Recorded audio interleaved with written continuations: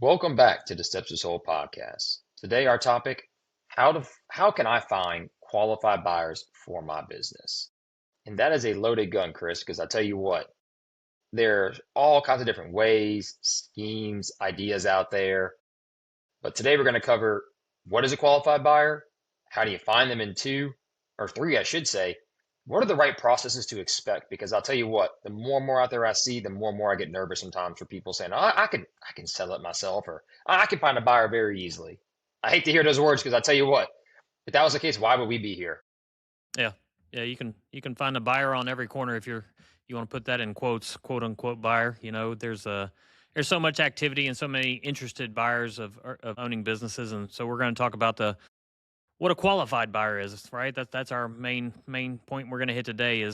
There's a lot of buyers if you want to use the term of somebody who's interested in your company, but what we're talking about today is people who can actually own your company, who would be a good fit for your company, who Hmm. could, take over the reins and run the company just like you did or even better. That's what a buyer is to me.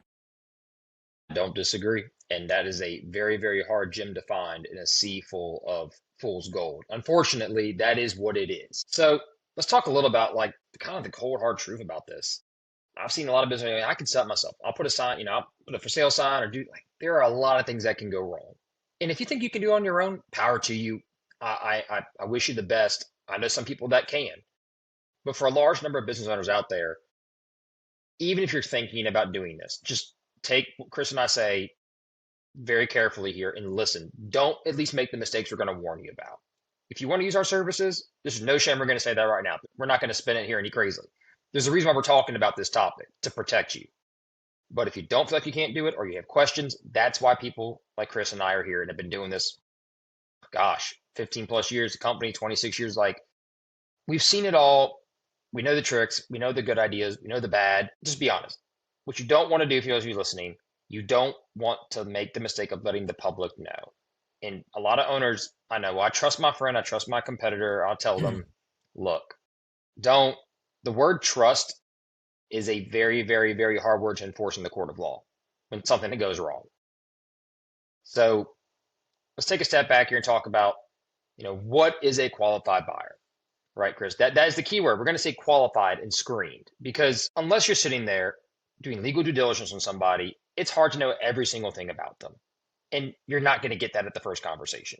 The key is to find someone who has, what their capacity is. And there's four things that I think constitute a qualified and screened buyer, Chris. Let's go through them. One, can they fund it? Do they have the capacity to perform? That's the single most important question I think a lot of owners overlook.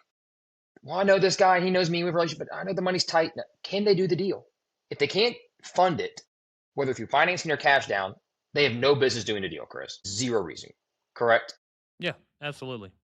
Absolutely. If they don't have, my minimum requirement is you need to have whatever the asking price is, you've got to have 10% of that. If you're going to structure some deal with 5% seller financing, 5% you're bringing in, then you need to talk about that in advance. But, we send out NDAs and buyer profile forms. If we're asking $1 million and I get the form back, it says they've got $25,000 capital, then I have to have a polite phone call with them and let them know, hey, $1 million, you're going to need to at least have probably $100,000. Are you thinking Plus something else? some extra too. Yeah, are you bringing in investors? What are we doing here? And if so, I need to talk to them and get them to sign an NDA. You can't just, you can't take this, what I'm about to send you. First of all, I'm not going to send it to you, but when I do send it to you, you can't take it and run it to every investor that you feel like you're going to possibly utilize to help you close this deal. So that's the first part of qualifying, is having enough capital for the down payment. You're right. And we'll cover more of that intricacies later because trust me, there's a bunch of things we can go down that road. Secondly, is does the person even have the managerial or mental capacity to run the business? And you will be surprised how many people say, oh, yeah, I can. Hence, I was just at the Sunbelt annual meeting. The head of Live Oak was in. He says, how many of you have had a 23-year-old MBA grad who's never done a day of work in his life so they can run this $1 million EBITDA company? And the Yeah. entire room laughed. Yeah. We'll get to more of that later, but that's exactly my point. You need to have the capacity and background, and we'll get way more into some even more specifics on that you're going to want to listen to if you're an owner. This is going to be probably the most important thing behind the money. This is it. The third thing is, can they get financing approval? And that kind of lends to, do you have the capital? Do you have the experience stacking on top? But there's different ways to go about financing. Conventional, not as common, but is possible. SBA, another seller financing. We'll cover that. But if you can't finance a deal, typically it's because you've gone to down payment or the deal doesn't make sense. And part of that's also you as an owner knowing how to properly value your company, which we're going to dive on that too. So again, remember, all these onion layers are stacking up for a reason. If they don't all work, you got a broken piece in the cog, it will not function. And finally, the most understated issue. Can they pull the trigger, Chris? Do they have the cojones to actually do a deal? And I've seen more than enough qualified people come through this door with years of experience, funding, capital down payment ready to go. And they just can't pull the psychological trigger. And that is a huge gap that most people face. They may get to the LOI stage. You may have somebody that you know is a great person that fits your business. But if they don't have the mental capacity to pull the trigger and haven't done it before, be prepared to get all the excuses in the book and why something drags out. I have seen it time and time again. And that's what we don't want you to get stuck in, because that's when typically things get leaked, issues begin to happen, employees find out, and then it just gets to be a mess. And it can also I've seen it ruin a lot of good relationships because of it too, because someone promised you something and then wouldn't deliver because they just wouldn't pull the trigger. And that's harder to bite on than didn't quite have the money, didn't quite have the experience, and they got all, they just can't do it and they won't do it. And that's a massive difference. Yeah. Yeah. Capital, capability, financing, cojones, or I say conviction, same thing, right? But if any one of those are missing, the deal is already at risk from the very beginning. You've got a buyer who's got capability and conviction. That's great. There are so many of those out there. You got managers who have worked for a business for a while, and they've got the capability and they really want to do it. But if they don't have the capital, or vice Hmm. versa, they've got a little bit of capital, but they don't have the right requirements, the right understanding of how this Hmm. business runs. I had one the other day. It was a type of business and he had no experience, but he just wanted to buy a business. And we had to have a heart to heart because I didn't want to go down that road with him. I just didn't feel like this was the type of business where you can't come in with no knowledge of the business. It was that style structure of industry. The problem is, the challenge is, most owners, if they're out there looking for their own buyer or that's the path they want to pursue, they don't have a system to filter out all four of those out. They might be able to, Hmm. talk to the seller or talk to this potential buyer at lunch and find out he's got the background. But are you really going to qualify them? Are you going to ask for a bank statement? You should, but Something. I don't think a lot of sellers go out doing that. I don't think they feel comfortable. I think they kind of have that handshake mentality and that trust of, I looked you in the eye and we said we were going to do this deal. But if you didn't qualify them, you're going to find out months down the road probably that they never really had what they needed to have. And now the deal starts changing and all these different weird things start happening in the deal because they're trying to get it done. So you end up spending time with people who are never going to get to the finish line when you Hmm. start it. You're right. That's the number one trap owners make a mistake in. They don't have a screening process. If you're going to go out on your own, you have to have a screening process. You have to know how you're going to look at the potential candidate, what you need from them, and how to execute on it. And very often that most people just assume because someone's in the industry, they have the capacity to buy you out. That's not always the case at all. I see that time and time again too. It's not always that simple. And I think that kind of leads to the next major issue is, even if you think you screen somebody, Chris, a lot of owners don't have the right valuation foundation to set what a market price should be and how to execute on it. Either they want way too much money, or they're in some cases grossly undervaluing the company because they just want to get out and they're going to get taken for. And so I won't say snake, but just people are going to say, hey, that's a great, I'm going to take it. Or you leaving money on the table, or worse, do you have a good valuation, but you don't know how to back it up? I mean, I know how many owners don't truly know their cash flow, don't truly know how to read their P&Ls and balance sheets, and they bring into a buyer and they're just giving the buyer just stuff. And you're also assuming that buyer has the capacity to understand this, wants to believe it, and then can execute on it, right, Chris? And if the foundation of the valuation is weak, it's going to be very hard to bring anybody off the street and agree on a value. Yeah. It is. No, And they're going to absolutely. hold you to that. So you have to be correct there. If you're going to put your number on it, you better be able to back it up. And I think that's one of the biggest values we bring in screening all the buyers that we screen for all the deals that we have out there. And then you get 100, 200, prospective buyers. It's not about getting buyers. It's not even, we've got the screening tools, but it's eliminating the wrong ones early in the process. The ones that don't have capital, or the ones that don't have conviction, the ones that don't have just the fortitude to get a deal done. And how do we know that kind of stuff? A little bit of gut instincts, but a little bit of hopping on the phone with them, asking them a lot of questions and not hearing the right answers. Kind of like a job interview. You know this is not the right candidate for the position. This you've just done this too Hmm. long. You know, a new broker, 3 months, 4 months in, probably doesn't have those tools.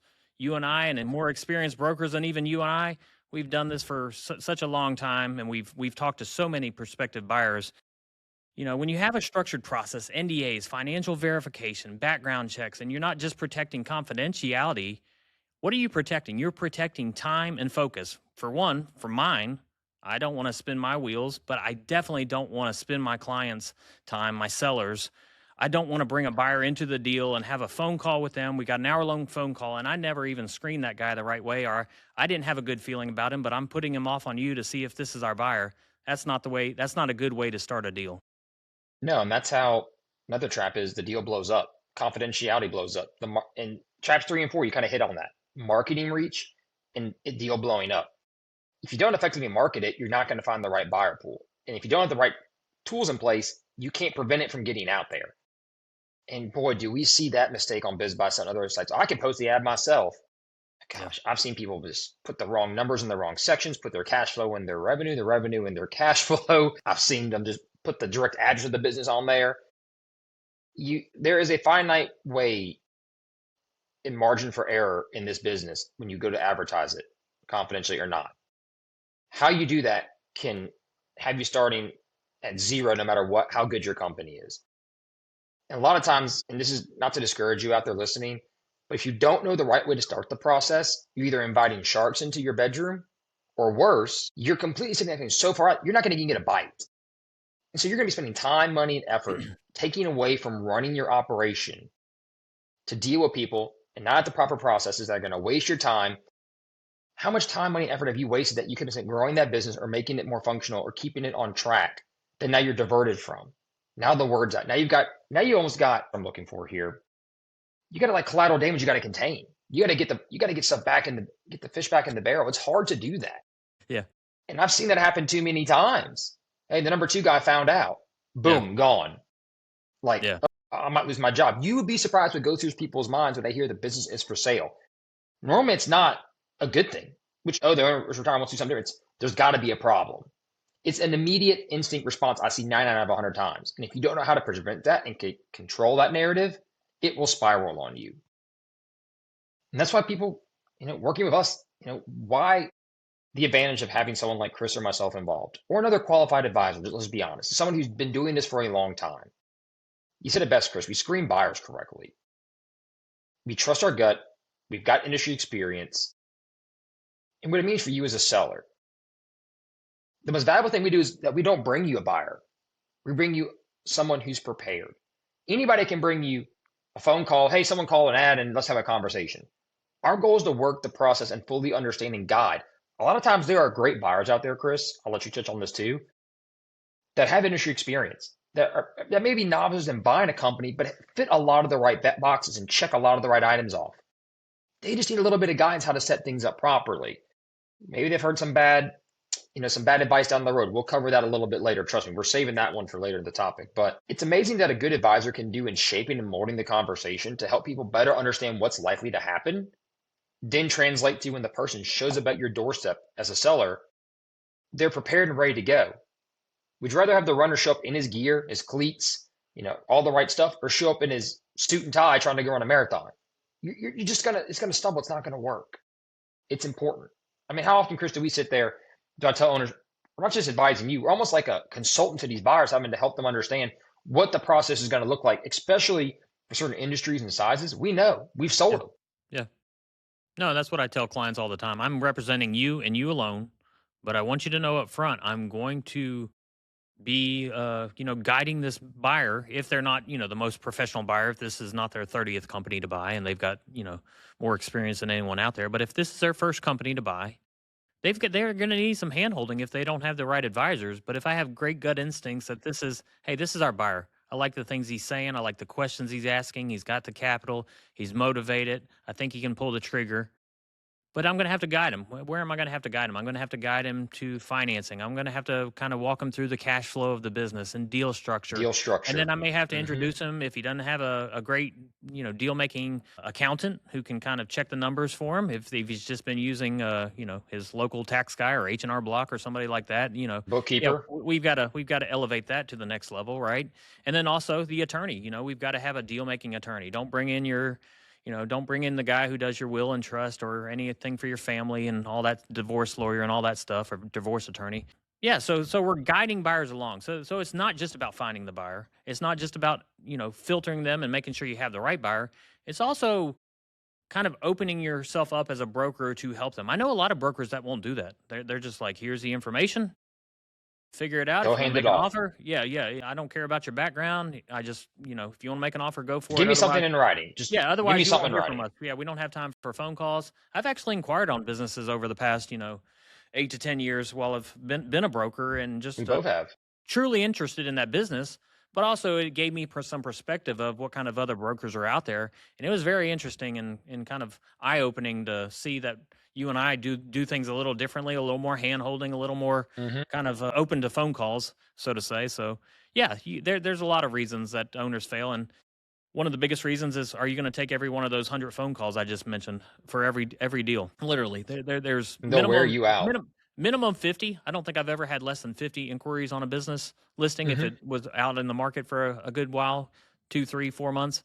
But yeah, you're going to talk to 100 people, 150 people. What I have on the electrical business last one, 300. Like, it's ridiculous. So Honestly, you had more. That was just the leads that came in through the system. That's not counting the yeah, phone calls and other people in our yeah, organization that had buyers calling you through our other yeah, brokers. yeah. We really want to tie that number's probably closer to 500. Let's be Yeah, honest. good luck screening that. You got to have systems in place. You got to understand how to quickly get Hmm. through that process and pick out the three or four best ones. Get them to make offers, and then you can choose. You got to at some point pick your pony, as they say. No, you're exactly right. And that kind of leads to our next advantage. We've screened it right. We talk about one of the mistakes owners make a lot of times is they don't value stuff correctly. Well, and that's where we really, I think, do not get enough credit. And to those of you out there listening, this is not patting ourselves on the back. This is where you're really going to make your bread and butter.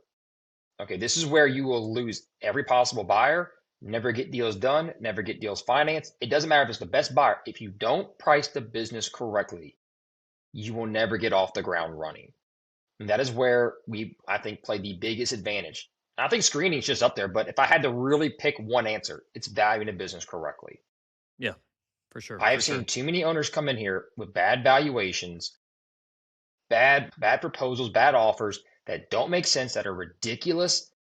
And some are their idea, and some are the buyer's idea, and some are just in all shapes and sizes not good and don't make sense.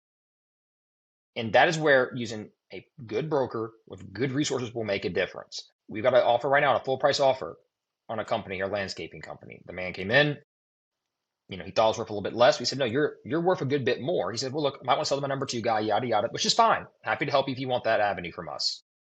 We talked about that. That didn't work out. A month later, full price offer, Chris. Full Yeah, price.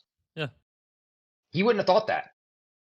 I mean, we were spot on. And we had a ton of activity. Like I said, we screened a lot of people. Some were qualified, many were not. It's a hot industry trade. People are going to jump on that. But the point I bring is when it's valued correctly, it can sell. I saw one ad out there where the owner valued the landscape company for $3 million, Chris. $3 million, right?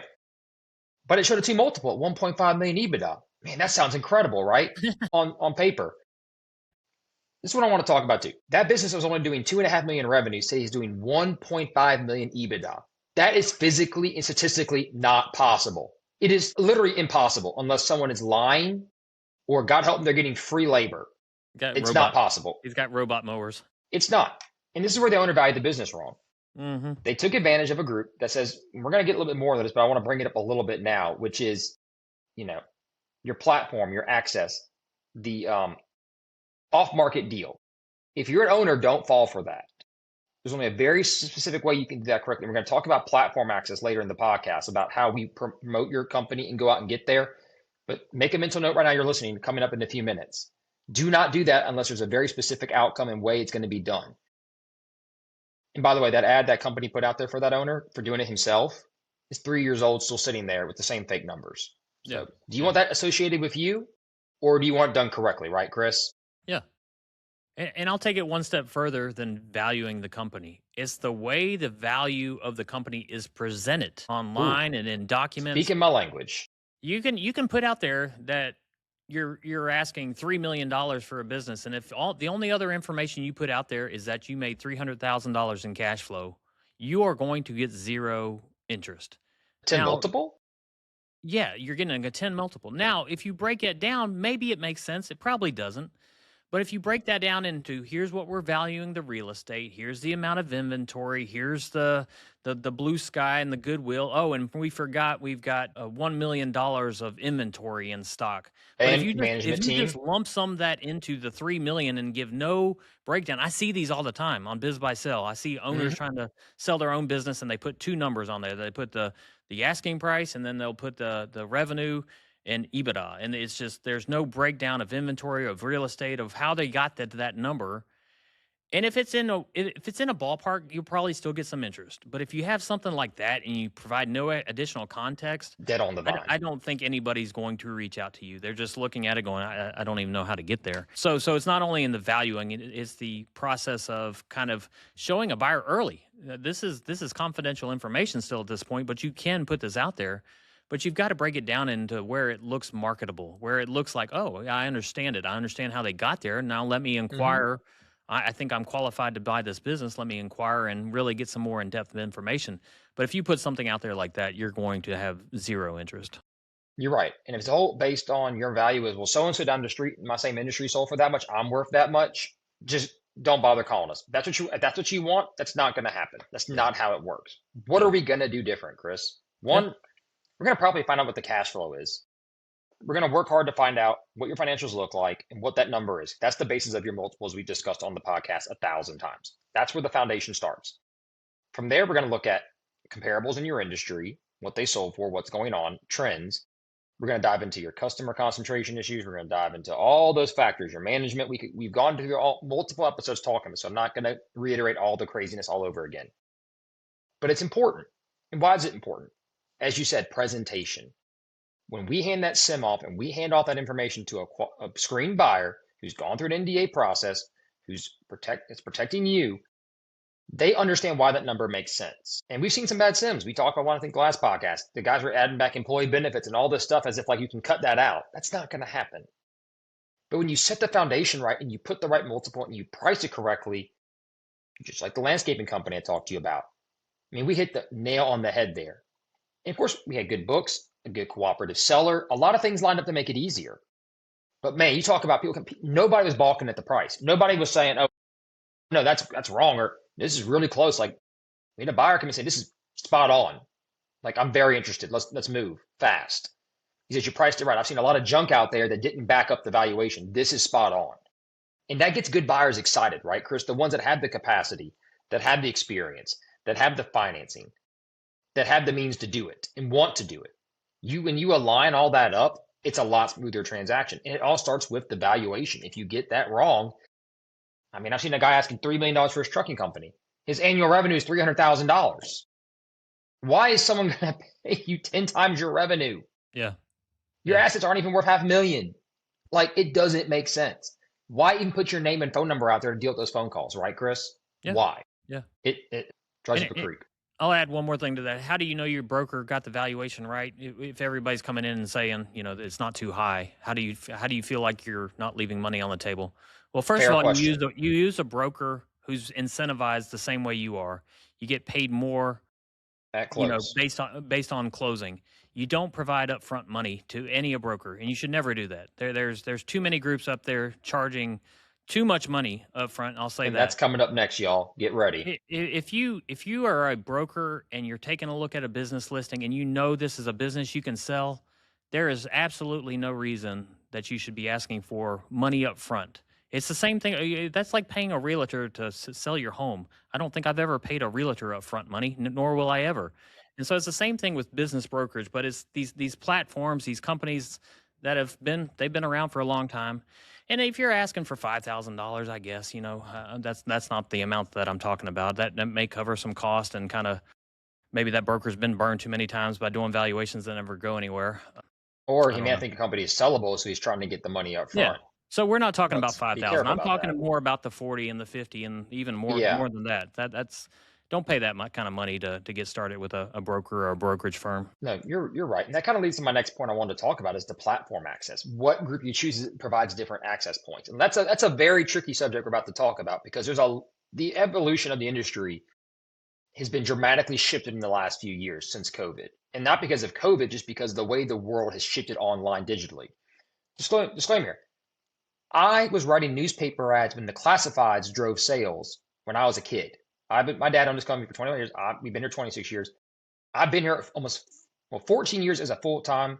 But if you count my internships and me doing the labor for free, because my father said, get your butt down there and type these ads, I can tell you I've seen the evolution as good as anybody. It's different. Online lead generation is the way to go for most people. Great brokers groups still have internal databases, still have internal contacts. We'll get to that a little bit later as well. But for the most people out there, if you're going to do it yourself, you're going to have to go online. And what platform you choose really matters. And what exposure and how you set it up correctly really matters to start your process, as we talked about, where a lot of owners fail on their own. Yes, there's Biz Buy Sell. There's all these different, you can do CountLoopNet or CorrectC, these other business for sale websites. We could give you a list of all those. That's fine. That's great. The right brokers and groups, what they do is they have all these feeds that keep all that data concise. If you got to go manually post all this one by one, it's going to run your costs up dramatically just going and paying for all these sites. Now, a lot of these sites now, oh yeah, come on, sellers for free, jump on board. We'll bring these leads into you. They promise you a lot. They're telling you might get activity.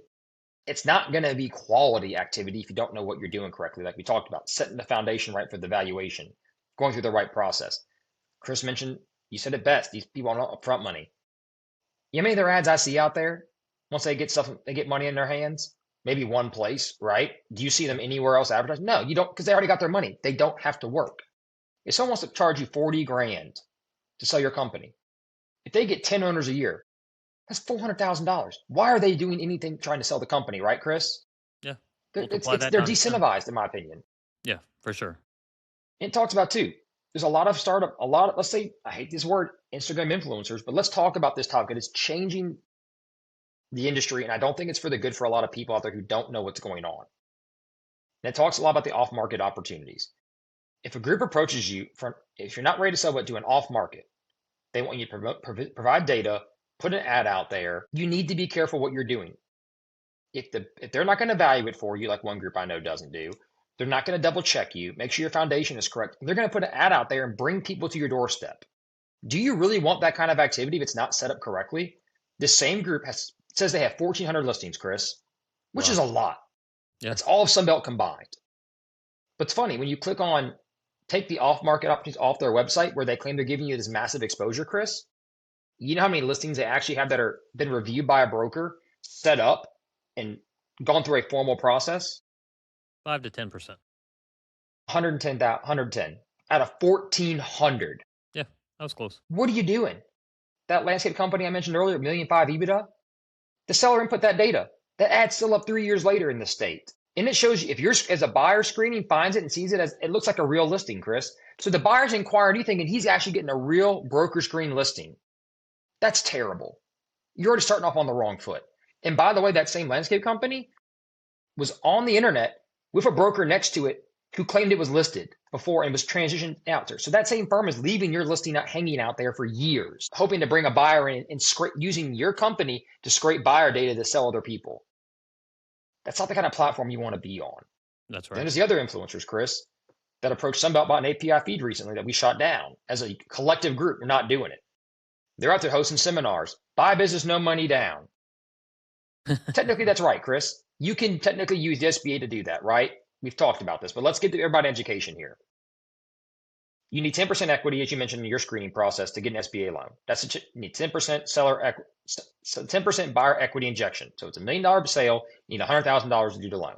For those of you listening who haven't heard before, what these influencers are teaching is, well, you don't have to do that. And you're right, SBA says you don't. But you as a seller, if you commit to seller finance to that 10%, that 100,000, you are on standby and cannot get a single payment of that money for the entire 10-year life of the loan. And Chris, do you want to give them the last part that sucks? What does Oh that no, owner have to do? the owner has to guarantee the loan, isn't it? You're giving the buyer that this person is trying to send you this platform. You have to give up $100,000 of your value and seller finance it. You got to wait 10 years to get your money, and you got to personally guarantee a loan if they fail. Why would you do that? Yeah, nobody's going to do that. That's stupid. I'm sorry. So yes, in the rules of the world, it can be done. You know how many banks are never going to do that, Chris? Yeah, there's no banks. I've yet to find a bank that would even. Unless they are fully collateralized that buyer and has Yeah, industry experience. Maybe then the bank will do it.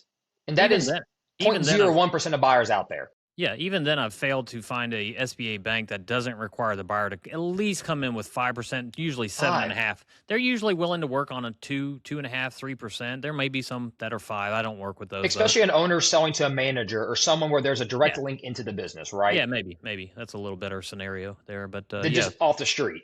right, exactly.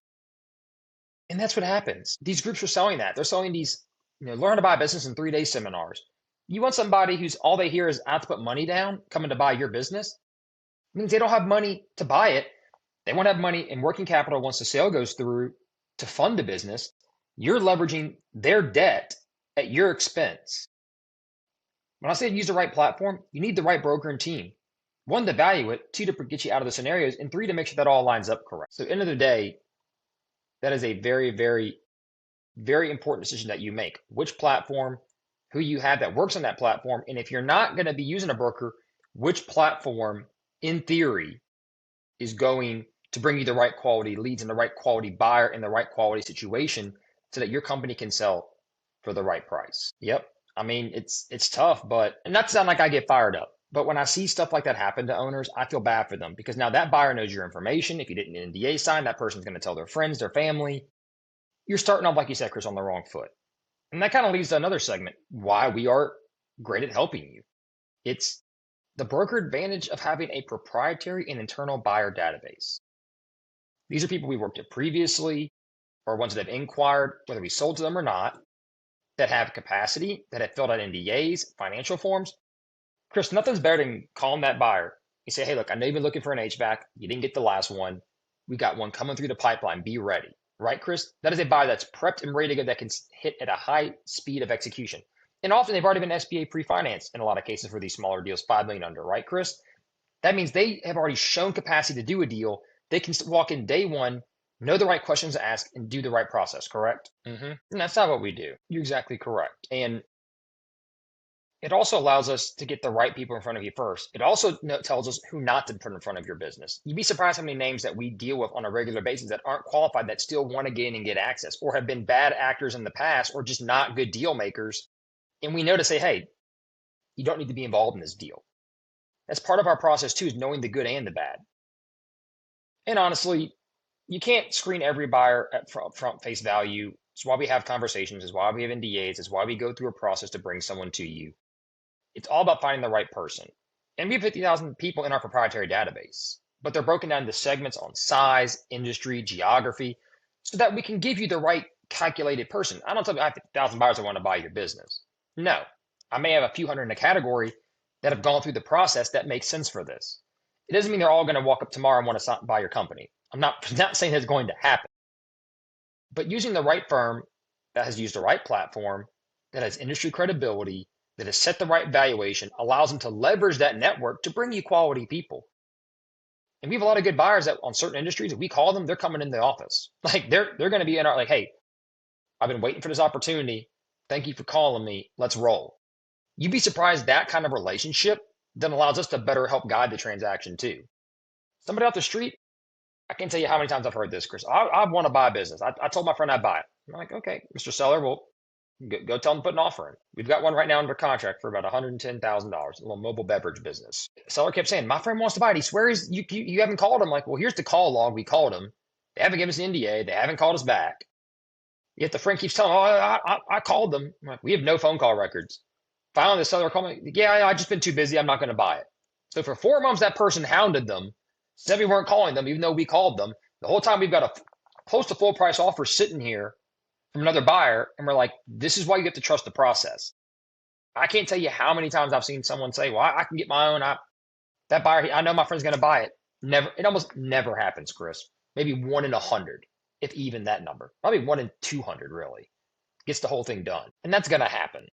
You beat me to it. What you were trying, and you don't always have a perfect buyer in the waiting room to do that. And I tell people that there's nothing wrong about marketing. It's, you may have a good buyer. He may have bought one last year and he's not available. There's only so many finite number of good buyers out there. And that's the thing I think most owners don't realize. They're not lined up at the door 25 deep. There might be maybe one every quarter for your business. And that's not to sound terrible, but it's true. I remember I talked to you about that lawn care deal, and you're like, man, I've been trying and I've had some great conversations, and these people on paper, and it makes sense in conversation, but it just hasn't materialized. I think I made one phone call just on a lark, and what happened, right? And it was a hunch I had. He hadn't told me this, but I was like, it's not quite what his private equity would want, but maybe for him personally, I've got a relationship. I make a phone call, we get into discussion, he brings in a majority partner out from the outside. We have the NDA signed. A year later, what happens? We got a deal done. And despite all the craziness that deal had to offer, we got it done because we followed a good process. And I like to add to a point too about, you mentioned having people lined up ready to go. When you engage us as a seller, you engage us to help you sell your company. If that person you've been speaking to wants to buy the company, they're going to come to the table very quickly because they're going to realize the opportunity is going to get away from them if they really want it, right, Chris? I tell owners that.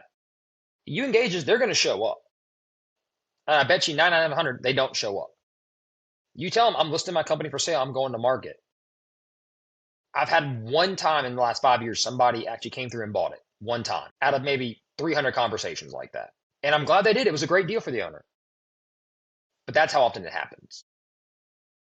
Look at the landscape company I was talking about earlier. The number 2 guy passed on it. What we got the owner is $600,000 more than what he was going to give his guy. A sweetheart deal. That's a lot of money, right, Chris? And that's the value we bring. I'm not sure what happened. Yeah, you were starting to drop.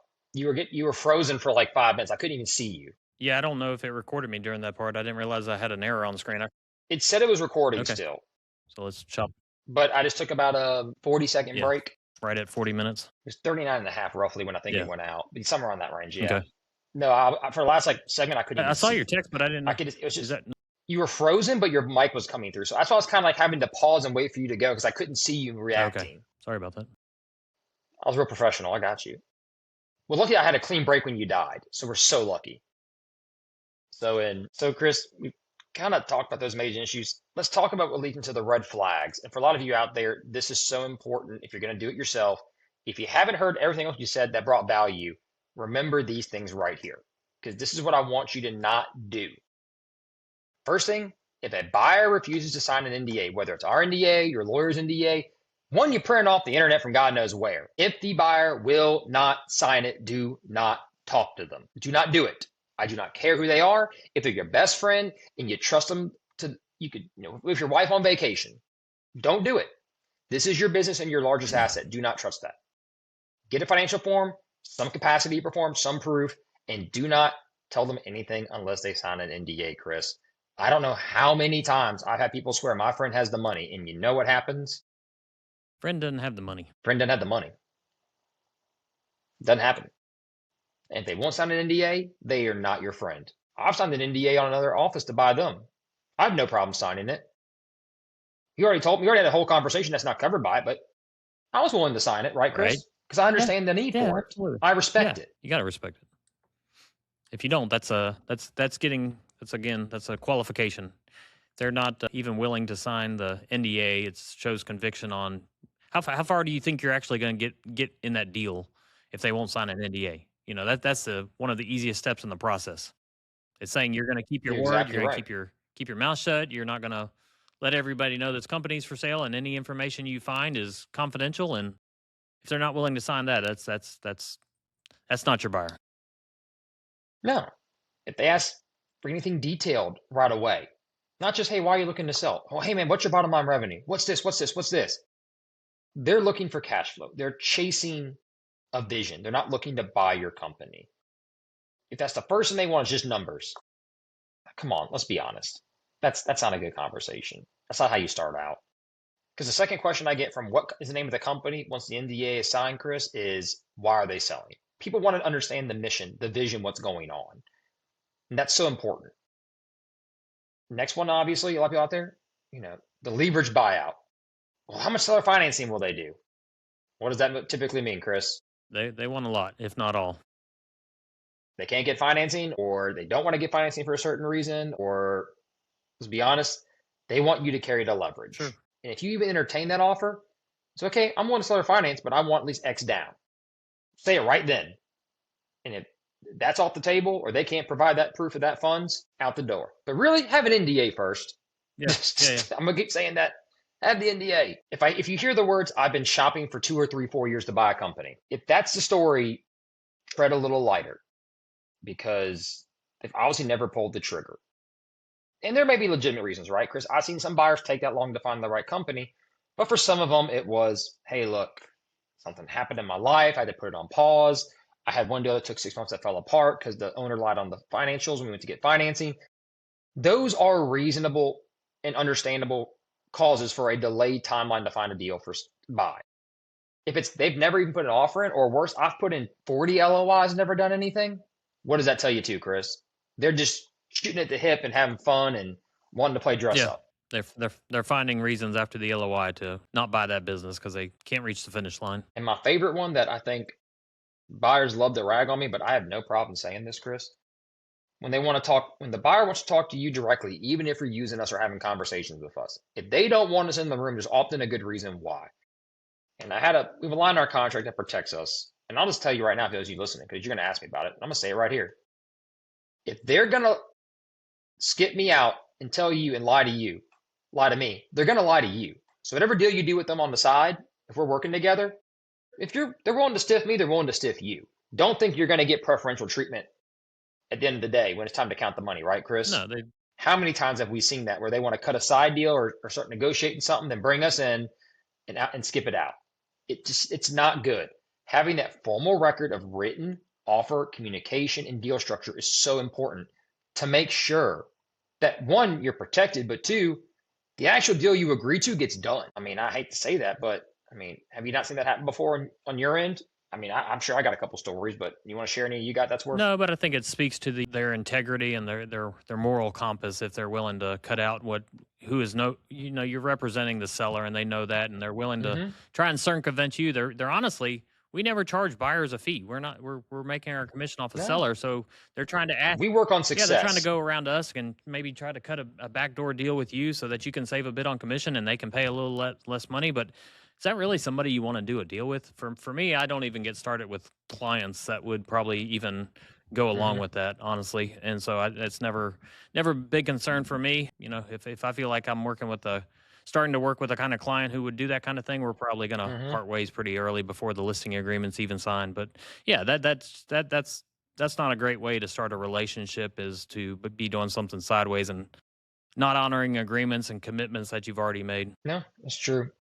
And I talk about my favorite words, goodwill in deals. If you don't solve a goodwill on your own track, don't expect any from the other parties involved. And a lot of mistake a lot of owners make is they just want a number. You've got to realize that number is not always going to be cash. You've got to look at your deal as what makes sense for someone to buy the transferability and continued success of your company. And if you are the company, it's going to be a lot harder. And I've seen myself, well, I have to have this number, I'm not selling. Well, if that's the number, that okay, but make sure it's attainable or make sure it's defendable. Make sure it makes sense. And if you're going to go out there in the market and put that number out there, be careful how much you blabber about it. Because nothing's worse than a seller that's gone out to market themselves, Chris, that has told the whole world what they wanted. Everybody in the industry just gave it away, right? With no backup, no valuation, no structure. Then they call us and say, well, I want you to sell my company. You've already taken our ability to go out there and make the proper pitch and structure this offer. You've now told everybody all your demands that weren't going to be met in the first place. Now you want me to come back and try and resell it? That's a very hard conversation to have. It is. And it's very unlikely it will sell because now the word's out. Anybody thinking about it's going to hear on the street it's for sale and hear the negative goodwill about it. Don't handicap your first Yeah, step. for sure. That would be my biggest takeaway for you out there listening. Don't think people won't talk. And be careful who you talk with if you don't have the right procedures in place because you're putting your best people at risk, your customers at risk. It will happen. It Yeah, will. for sure. Even under NDA, it can still be a risk. Like, for example, if you work with us, if someone in the industry shows up in your specific field wanting to buy you, we're going to contact you first and say, hey, we've got an industry buyer walking in. What's going on? Are you okay talking to them?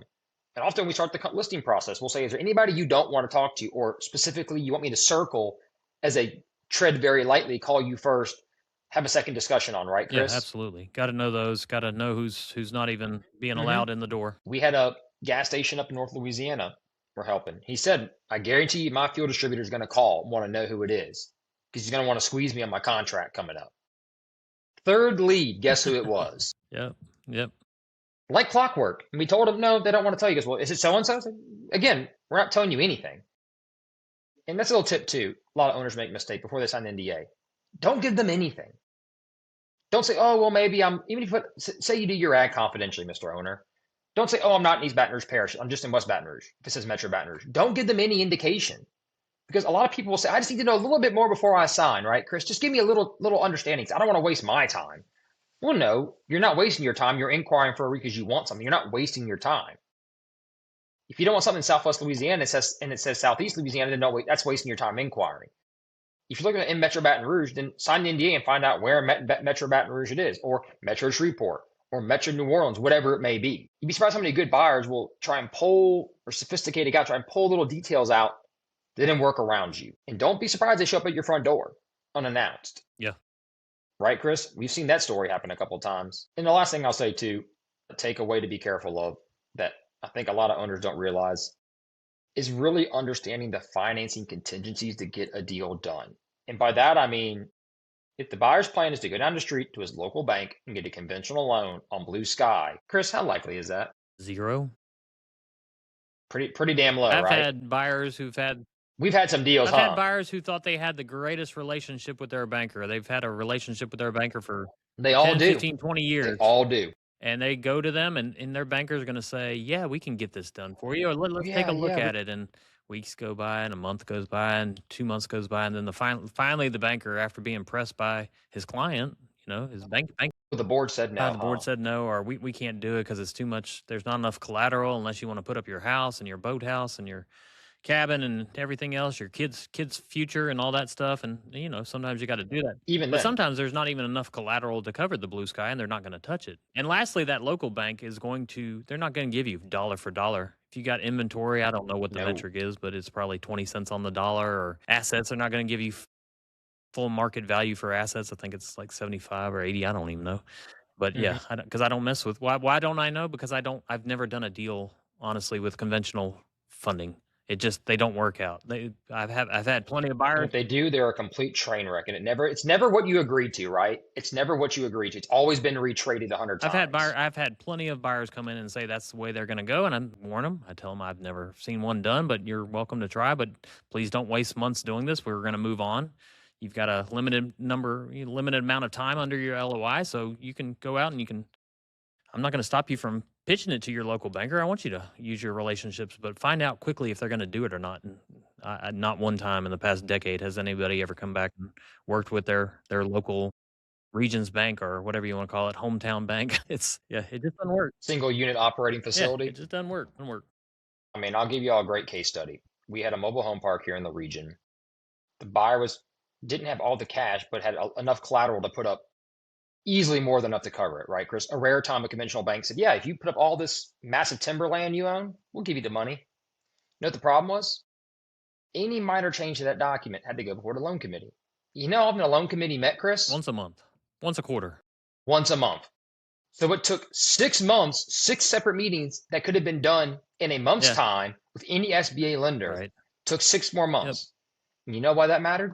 Because the owner ended up having to have heart surgery during that time and may not get off the table. Yeah. Wow. So by having to use that local bank, you put all your deal in jeopardy for that one reason, Yeah. right? I know that's an extreme case, but we give you these case studies to show you what can happen. And in deal making, anything can happen. I know that's hard to say, but it's true. Variables can go in different directions. And knowing how financing works, so when you agree to a terms of, say you find a buyer and you agree to terms in LOI, that's great. But if you don't know what the terms really can be, and you go to that SBA lender or banker, and you don't structure it properly up front, I guarantee you it's going to be back on your desk, torn to shreds, starting from scratch again, and it's going to be hard to do. It really is. Or worse, in a lot of cases, the buyer never had the money. Well, the bank said, I really can't do this, so you have to give me this. And a lot of times it's an equity injection issue, isn't it, Chris? Yeah, absolutely. I don't want to pay your price, but the bank just won't give me the money for it, so you need to give me more of this to leverage it. I was like, well, no, you don't. That's probably not the right buyer for That's you. right. I've seen that too many times. Too many times. So what we covered today is real simple. You should definitely use us. We're the best. But no, in all fairness, a lot of you are business owners because you did things on your own and you want to go do stuff on your own. And there's nothing that I'm not going to ever fault you for that. Just make sure you do it correctly and know where there's value if you need help. That's all we're going to, I think, really lean on today, right, Chris? We're here to help you all be successful. We're here to help you get where you need to go. And we want you to do it correctly so you protect your largest asset or one of your largest assets, if it is or isn't. Use the right forms, find the right platforms, use the right groups if you're going to use the right groups, and just be strategic and don't rush to make decisions. If you're going to go this route, think it through thoroughly, or if you're not sure, we're here to help you. This is what we do for a living. We're professionals at it. And we want to make sure you get paid the most for your company and the right deal set up so that it makes sense to sell it. Great, I don't know. I think that's great work. about it, huh, bud? I couldn't have said it better myself, so I'm not going to try. I'll take that. I'll take that. So if you're out there and you are listening, we love your feedback, love your comments. Like, follow, share. We always appreciate any help we can get. We do this to help people. I know, Chris, you got a listing just recently because of the podcast, helping people Yeah, out, giving out good advice. absolutely. That's why we do it. We don't do it as a major driver of revenue, folks. We do this to educate the public because, as Chris and I sat here one day going, there is so much junk being thrown out there that we've got to be not the anti-narrative, but just the common sense narrative for you out there to help you. For sure. For sure. Trying to help. We do. If we didn't care, you wouldn't hear from us, I promise. On that note, I am Brandon Bourgeois. That is Chris Sater. This is the Steps to Soul podcast. We thank you always for listening, and we will see you next week with another new episode. Y'all stay tuned.